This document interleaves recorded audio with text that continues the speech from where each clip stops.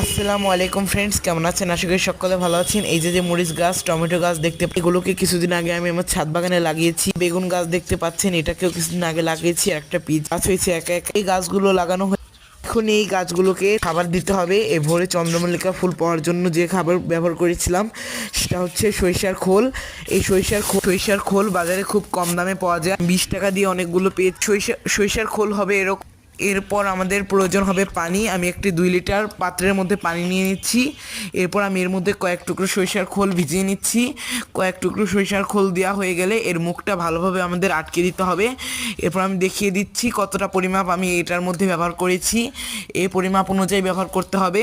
এরপরে বোতলের ঢাকনাটাকে ঢেকে দিনের জন্য রেখে দিতে হবে। 3 দিন পর এই সারটিকে আপনারা গাছের গোড়ায় ব্যবহার করতে পারেন। ব্যবহার করার জন্য এই সারটিকে সেকে সমপরিমাণ পানির সাথে মিশিয়ে গাছের গোড়ায় দিয়ে দিতে হবে। হলেই ব্যাস হয়ে যাবে। আজকের মতো তাহলে আসি।